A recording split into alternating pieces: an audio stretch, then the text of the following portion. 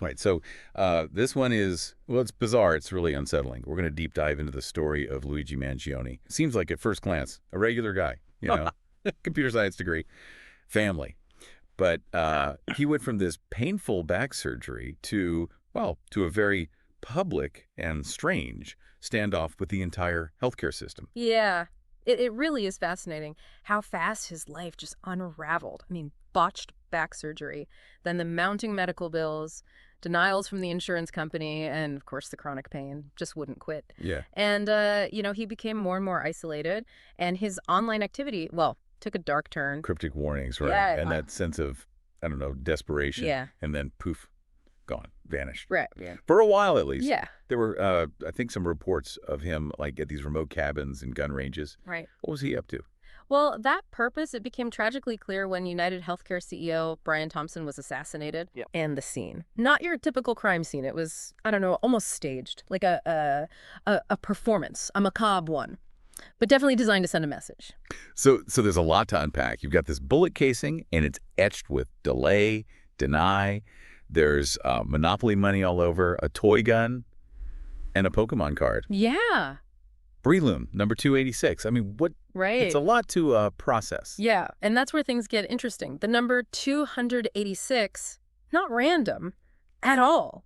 It's a healthcare denial code. Really? Mm-hmm. It's often used for rejecting claims, like, if an appeal is late. Ah, okay. And this, well, it links directly back to Luigi's own issues with the insurance company. So he was trying to, like, draw a parallel. It seems like it. There was definitely premeditation, a very clear attempt to connect what he did with the frustrations he was experiencing with the system. It's like he was creating, I don't know, like a puzzle. A twisted one. Yeah, for the world to solve.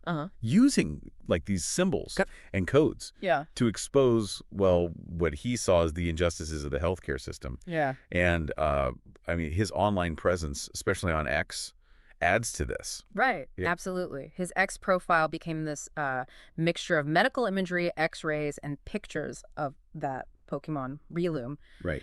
And then there were posts hinting at violence against, a rigged system.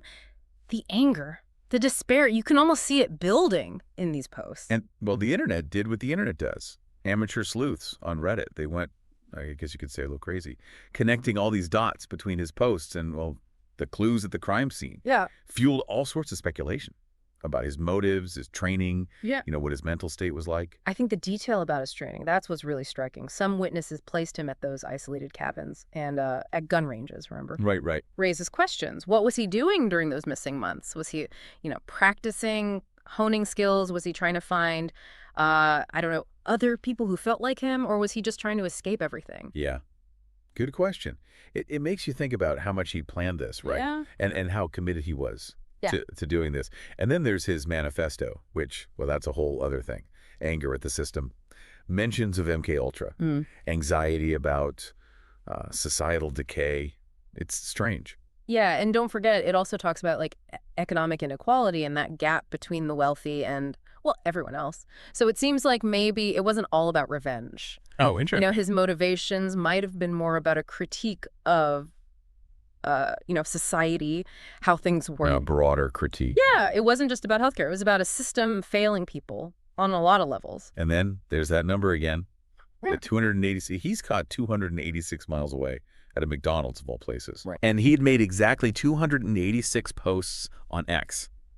It's like he was, I don't know, obsessed with that number. Like he was trying to make it part of his story. Yeah, it's definitely intriguing. And then there's his activity on Goodreads. He left all these strange comments on books and a pretty chilling review of the Unabomber manifesto. It's like he wanted to be seen as, I don't know, like those figures who challenged society, even if it meant doing extreme things. Okay, and then there's that note, the one he left behind. Parasites like him, and he means Thompson here, or white people like me have no choice. It's chilling, and I don't know, it's hard to know what it means. Yeah. Is it a confession? Is he trying to justify what he did? Or is it maybe a cry for help? I mean, you have to think about the pressure he must have been under, right? Right. The medical debt, Yeah. the denials, the pain. It never stopped. It does make you think about the impact, the psychological impact of facing these kinds of failures of the system. Was he pushed to do this? Or was it something else, something darker? Was he always going to do something like this and just needed, I don't know, a reason? Yeah. I, it's really tough to say. What we do know is that, Luigi's case, it really shines a light on something, a real problem. I mean, you see these studies, and a huge number of Americans are dealing with medical debt. Bro. And those denied claims, they cause so much frustration and despair. Yeah. And I mean, okay, what Luigi did, it was extreme. But you can see how his actions, they tap into this anxiety about healthcare, about the power these insurance companies have, and that fear of being crushed by a system that just feels so impersonal, unforgiving. Right.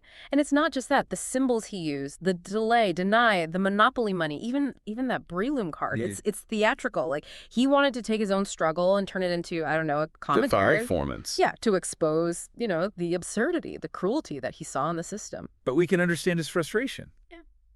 Right? We could sympathize with his pain, but he killed someone. We can't just ignore that. And that's where it gets tricky, right? Like, where's the line between being angry and actually committing a crime? That's the question, isn't it? His story makes us look at things, uncomfortable truths about how our society works, about how people, when they feel trapped, powerless, they can be driven to do desperate things. So is it personal responsibility then?